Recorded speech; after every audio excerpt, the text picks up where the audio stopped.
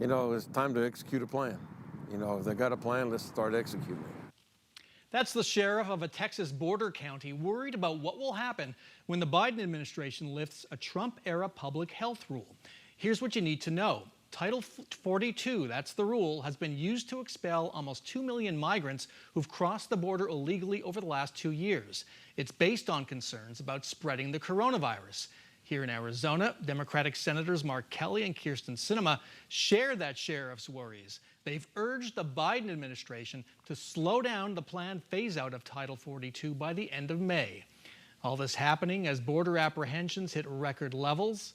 We're back with Chris Love and Tyler Montague. And Chris, are Senators Kelly and Sinema right to urge Joe Biden to slow his roll? Well, I believe that the Biden administration hasn't done a thing on immigration that would engender itself to Democrats or Republicans, right, or independents or anyone else.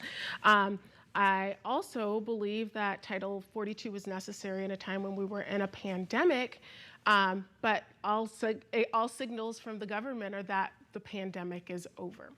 And so I believe that Title 42 should be wrapped up and wound down.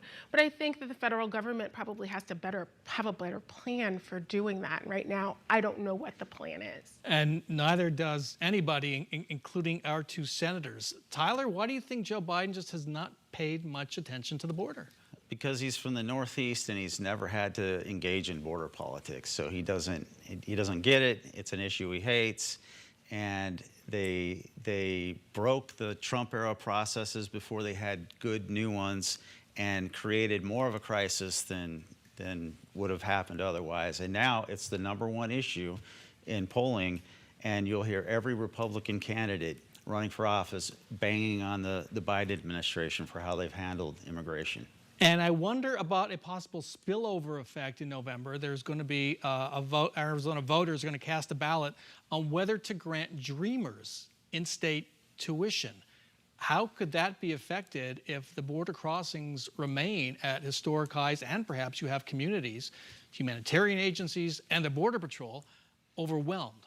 Well, in some people's minds, that issue is adjacent to immigration issues, and so it could suffer, and it doesn't deserve to be that way. There are immigration problems and problems with our border security, but kids trying to go to college are not one of them.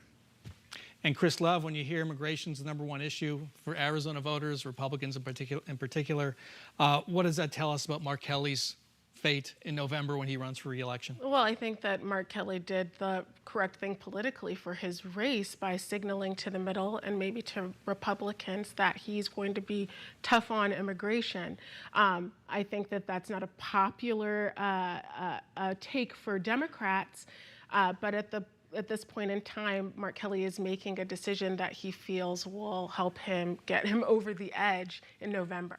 Got to end it there. Tyler Montague, Chris Love, thanks so much for joining us. Thank you.